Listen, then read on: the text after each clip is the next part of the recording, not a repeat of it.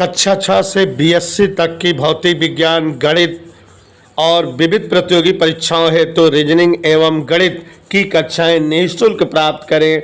इन कक्षाएं निःशुल्क वीडियो देखें और पढ़ें अर्जुन स्टडी चैनल के द्वारा।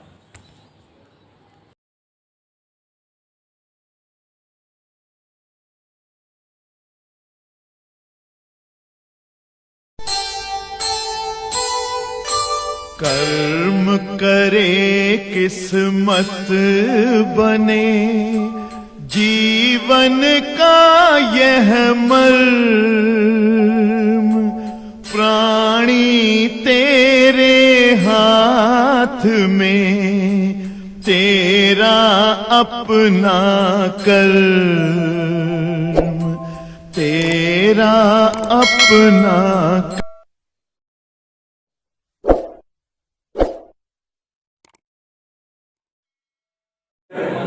प्रकाश का प्रकीर्णन।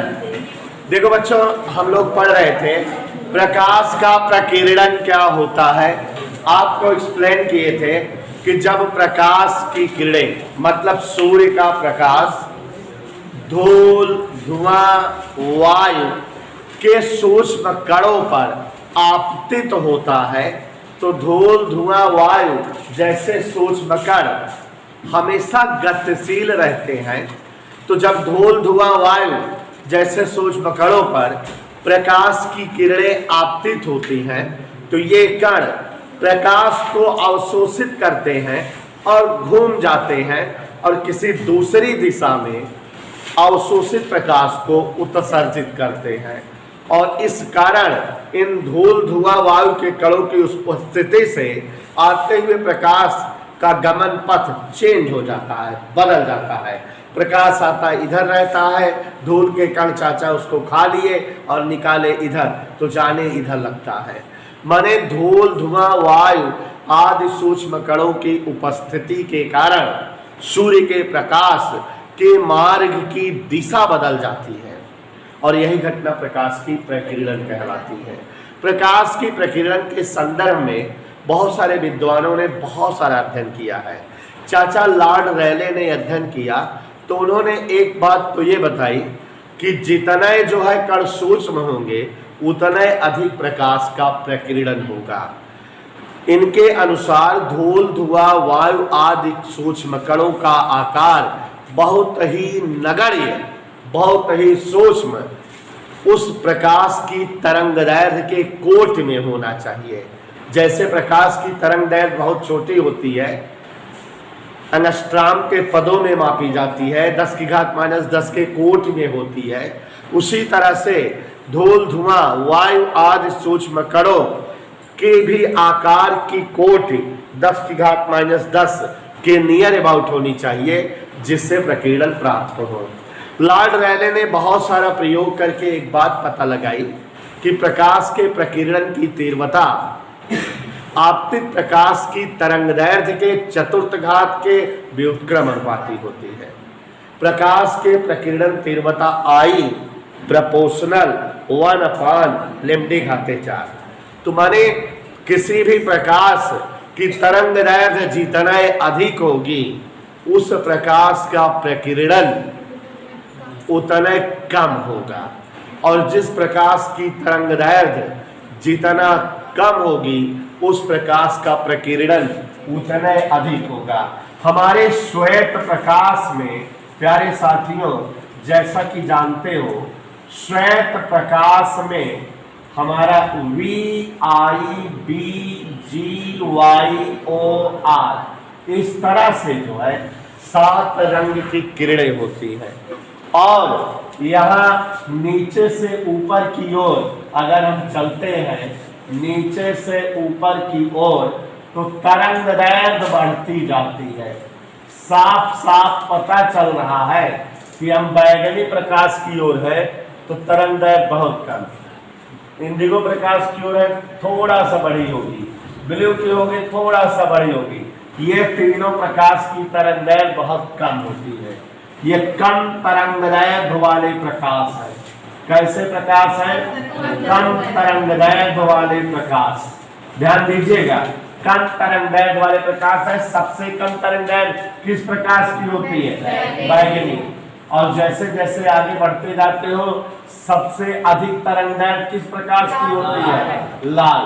और आप समझ रहे हो कि लॉर्ड रैले ने यह प्रतिपादित किया प्रकीर्णन तीव्रता माने किसी भी प्रकाश का प्रकीर्णन होने की घटना I समानुपाती 1/λ/4। तो यहां ध्यान दो, लॉर्ड रैले ने सत्यापित किया कि किसी भी प्रकाश के प्रकीर्णन की तीव्रता तरंग दैर्घ्य के चतुर्थ घात के व्युत्क्रम अनुपाती होती है। तो जिन प्रकाशों की तरंग दैर्घ्य कम होती होगी उनका प्रकीर्णन ज्यादा होता होगा।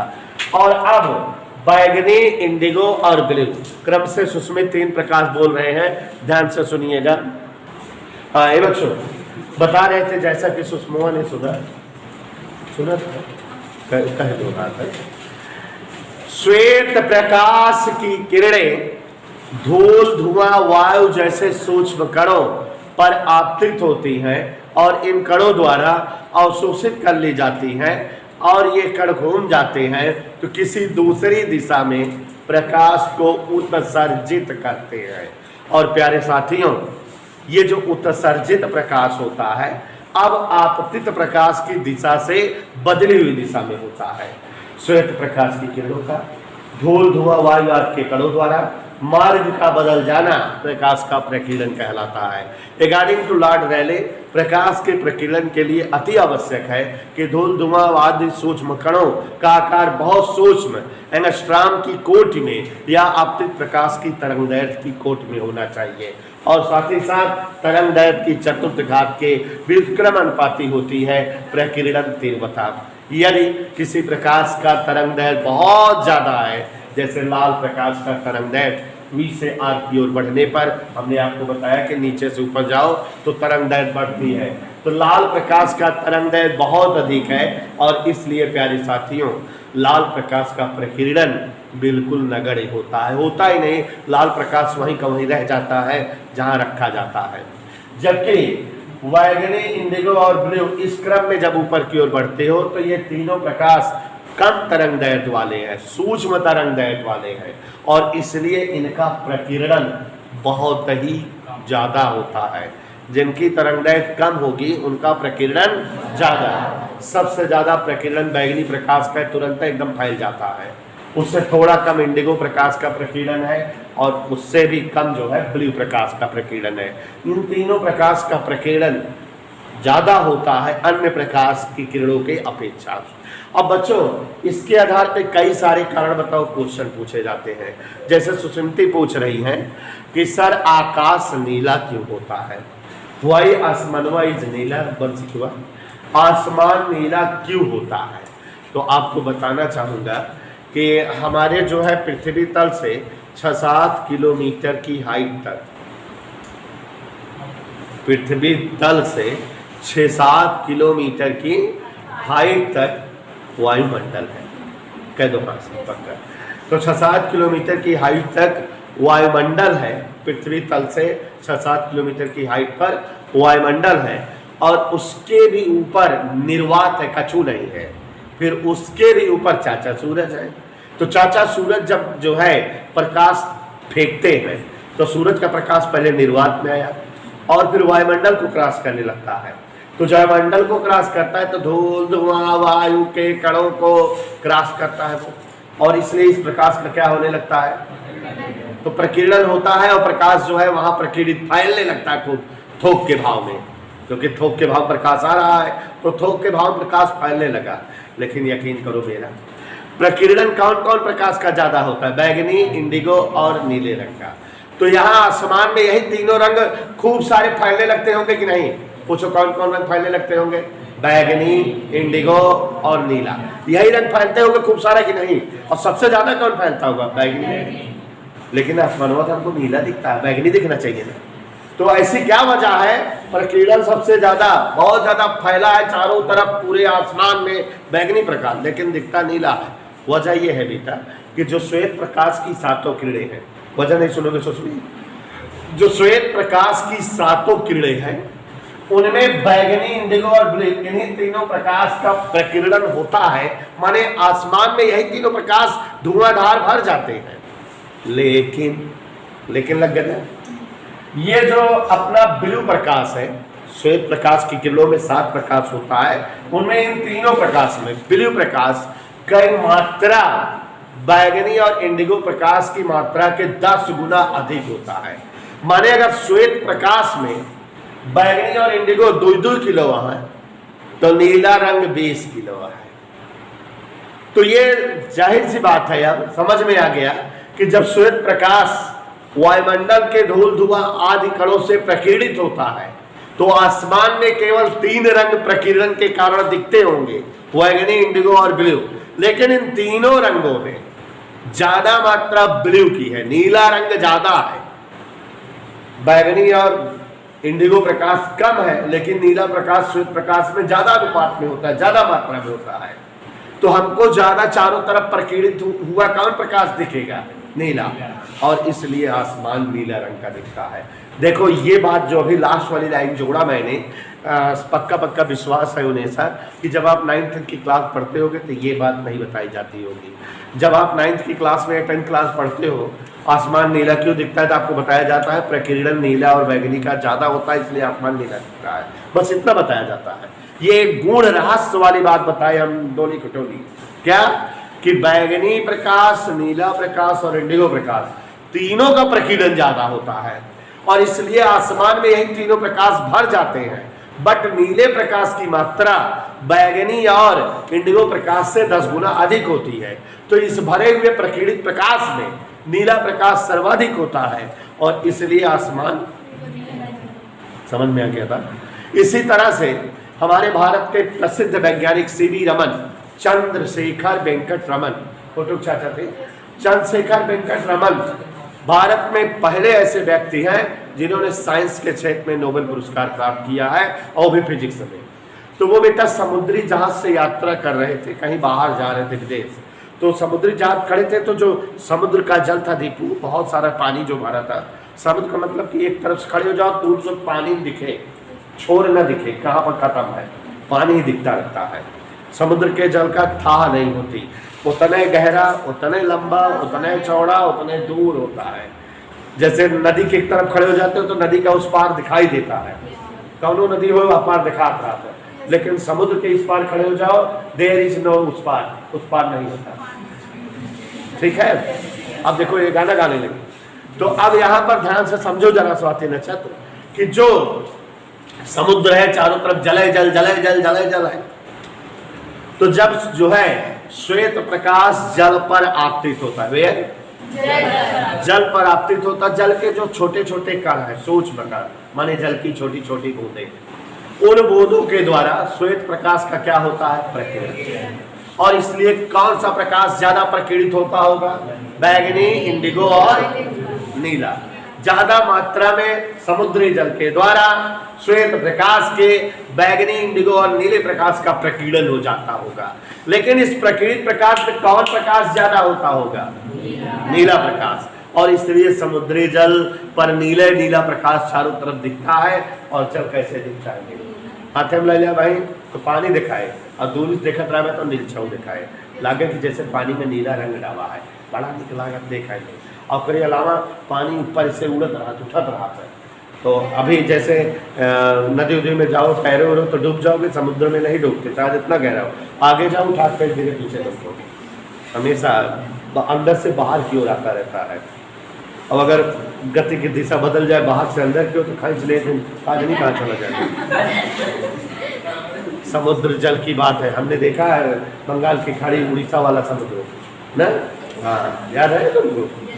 हाँ, तो इस तरह से जो है ये चाचा रमन ने खोजा था और इसलिए इस घटना को रमन प्रभाव कहा गया। और इसी खोज पर उनको नोबेल पुरस्कार मिला कि जब समुद्री जल पर श्वेत प्रकाश आपतित होता है तो जल की छोटी छोटी बूंदों के द्वारा श्वेत प्रकाश का प्रकीर्णन होता है।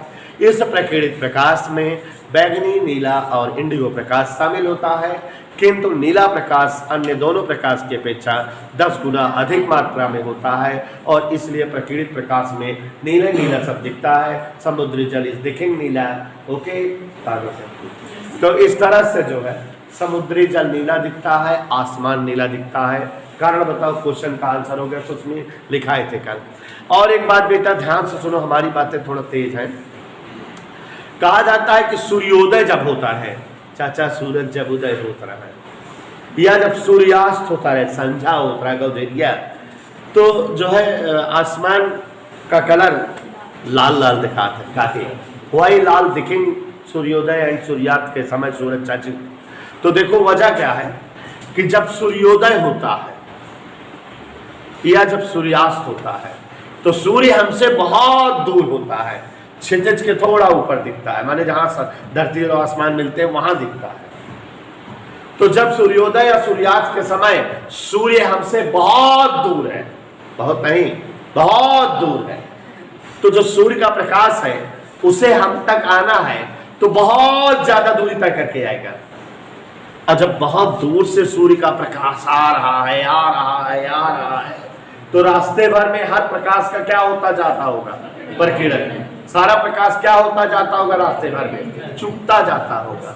लेकिन ये जो है लाल लाल, इनके प्रकीर्णन तो होता है, तो सातों रंग के प्रकाश का प्रकीर्णन हो दूरी से चला आया परदेश से आवत है सूर्य प्रकाश, तो शेष छो रंग हेरा जाते, केवल कौने रंग आए पावा था कि ताई, इसलिए चाचा कैसे दिखाते लाल। ओके, डन, समझ में आया।